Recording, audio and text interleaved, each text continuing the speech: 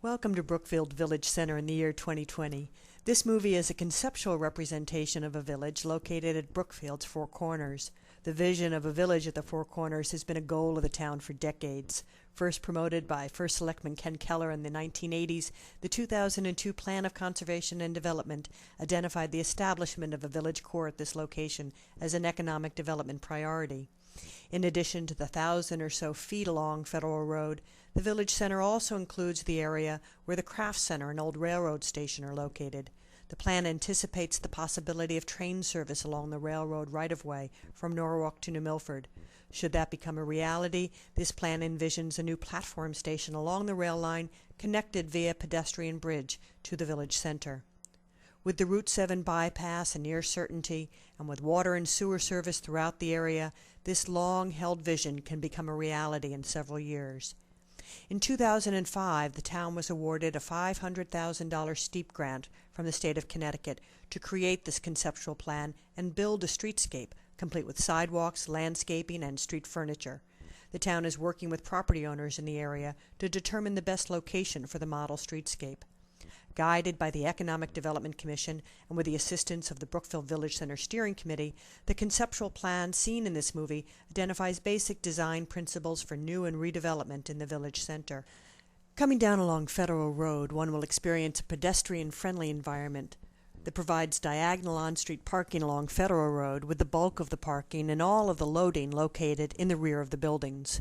Ground floor occupants are primarily retail and restaurants with a smattering of art galleries and specialty shops. Second and third floor occupants are primarily residential and office. Street trees, containerized landscaping, and street furniture provide a buffer and sense of enclosure between the street and the buildings, creating a pleasant, safe environment for the pedestrians who will be drawn to the mix of uses including retail, residential, recreational, municipal, and office use. Negotiations with ConnDOT are in progress regarding the right-of-way. The conceptual plan identifies approximately 110 feet from building to building across Federal Road and allows for variation in the setback from the building line, rather than the 75-foot mandatory setback, the current requirement. The transportation network places the pedestrian at the top of the hierarchy, accommodating a range of transportation modes including buses, bicycles, rail, and automobile. Along the southwestern edge of the village center is a wetland park for passive recreation and educational opportunities about the function and form of wetlands.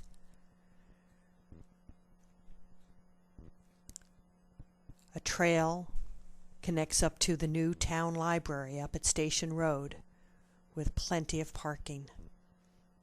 In addition to the on-street parking, parking lots and possible parking garages will provide the bulk of the parking.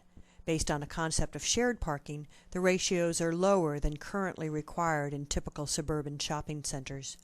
Shared parking in a mixed-use village setting typically allows for 50% more floor area for the same number of parking spaces.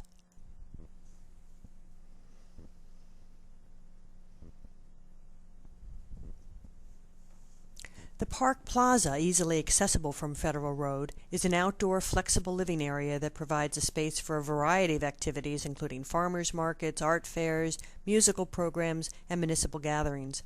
This is one of the few places where upper-story residential will not be permitted in order to avoid the conflicts inherent between a busy outdoor space and residential use. The parking lots, sized and located to become garages should the need for additional parking arise, can also include a mix of uses. A garage on the eastern edge could serve as a gateway for the pedestrian bridge connecting to the rail line on the other side of the Still River. The top of one of the garages could also house a restaurant, perhaps called Top of the Still.